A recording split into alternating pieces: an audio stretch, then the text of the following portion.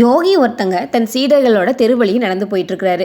வழியில் ஒரு வண்டியின் சக்கரம் மணலில் மாட்டிக்குது. வண்டிக்காரன் போவோர் வருவோரையெல்லாம் அழைச்சிட்டு வண்டியை தூக்கி விடுற மாதிரி கேட்குறான். சீடர்கள் யோகியை பார்க்குறாங்க. அவரோ கேட்டவனை புறக்கணிச்சிட்டு மறுபடியும் கோயிலுக்கு போயிட்டு திரும்பி வந்து நிற்கிறாரு. வரும் வழியில் அதே வண்டிக்காரன் தன் முழு முயற்சியோட சக்கரத்தை மணலிலிருந்து மீட்கிறதுக்காக முயற்சி செஞ்சிட்ருக்கிறான். ஆனால் அவனால் முடியல. யோகி அவனை பார்த்து சிரிச்சுக்கிட்டு வேகமாக அவனுக்கு வந்து உதவி செய்கிறாரு. சீடர்களுக்கு அப்போவே ஒரு நியாயமான சந்தேகம். இது அப்போவே செய்திருக்கலாமே, ஏன் தாமதப்படுத்தினீங்க அப்படின்னு சொல்லி சீடர்கள் கேட்குறாங்க. யோகி சிரிச்சுக்கிட்டே, முதலில் நான் வண்டிக்காரனை பார்த்தபோது அவன் எந்த முயற்சியுமே செய்யாமல் மற்றவங்க உதவி வருமா அப்படிங்கிறத தான் அவன் பார்த்துக்கிட்டு இருந்தான். நாம் திரும்பி வரும்போது சக்கரத்தை மீட்க அவன் தன்னால் ஆன முயற்சி செஞ்சுட்டு இருந்தான்.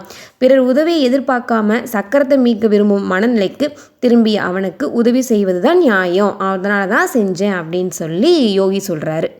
இதிலிருந்து நமக்கு என்ன தெரியுது? ஃபஸ்ட்டு நம்ம எந்த காரியத்தை எடுத்தாலும் நம்மளால் முடியுதா அப்படின்னு சொல்லி பார்க்கணும். அதுக்கப்புறம் தான் நம்ம உதவி கேட்கணும். நம்மால் முடியுமா என்று முதலில் முயற்சி செய்ய வேண்டும்.